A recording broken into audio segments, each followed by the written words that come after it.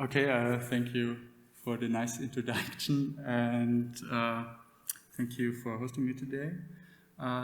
So I guess all of you today already heard about the 17 Sustainable Development Goals which have been established by the United Nations in 2016, which should guide us towards a sustainable future in the next decades. And my project is focusing on one of these goals, which is the responsible consumption and production. So when we talk about the sustainable future, we see there are three major players. So first, there's the society, where every individual can make an impact. Second, the politics, which should set the right frame towards this development. And third, the technology, where my project is located at, which should support the first two parts.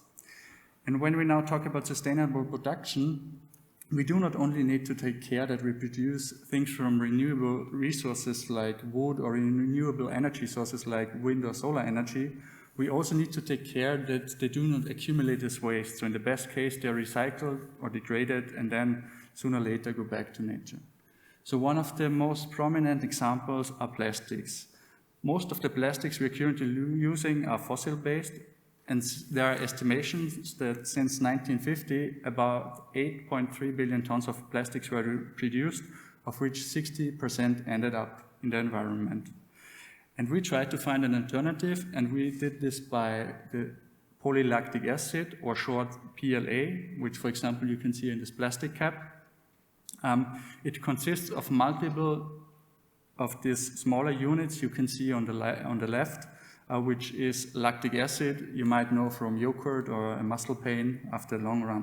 And what you can do with this is that if you, for example, put PLA and PET, a conventional fossil-based plastic, on a compost and have a look at it after 75 days, the PET is fully intact while the PLA is degraded. And how do we now produce this lactic acid required for PLA? This we can do by microorganisms. Microorganisms are, for example, yeast or bacteria, and we use them for a broad range of different products, like, for example, biofuels, medicine, or probably the most prominent one, alcohol. And how do microorganisms do this? We need to feed them something. And what can we feed them? In times of growing world population, we cannot simply feed them food, which could be also serve as food source for human, but we are lucky that microorganisms are not that picky, and we could even feed them waste. So on the one hand, we can avoid waste, on the other hand, we can upgrade waste. And therefore, we did an analysis of existing processes within Austria, and we ended up in the textile producing process of my Upper Austrian company partner called Lenzing. And what they are basically doing, they take their renewable feedstock, wood. Wood consists mainly of three components. So about 1/2 of wood is cellulose, which is a polymer of a single sugar.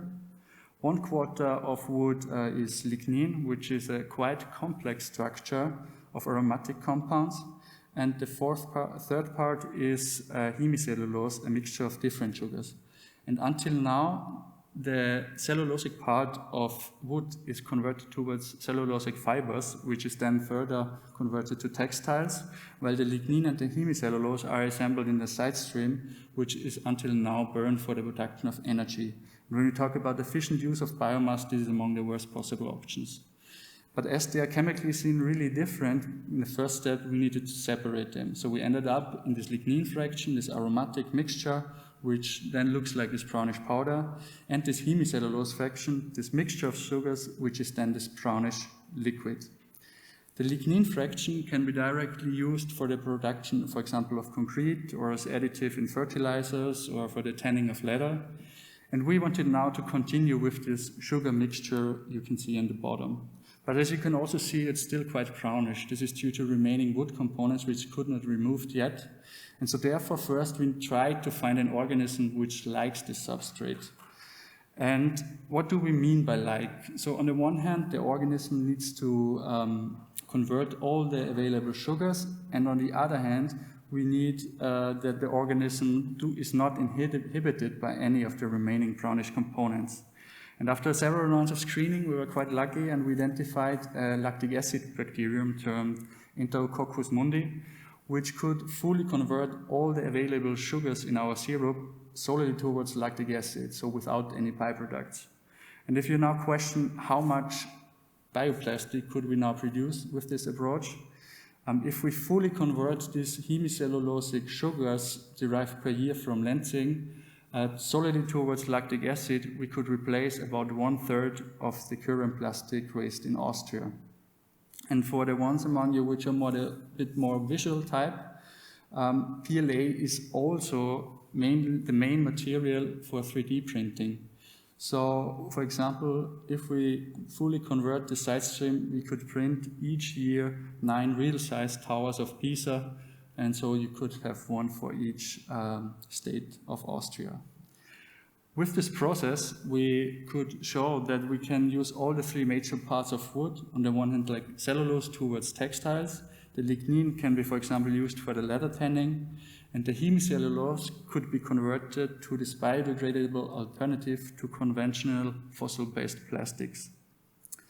Yeah, with this, I would like to thank my supervisor, Michael Sauer, as well as the whole team Sauer, BOKU Plus with Robert Putz, the institute I'm working for, Robert Bischoff from Lenzing, as well as the colleagues from Amalgamated Research. And I would like to leave you with the following quote by Stephen Chu, which says, as the saying goes, the Stone Age did not end because we ran out of stones, we transitioned to better solutions. Thank you for your attention.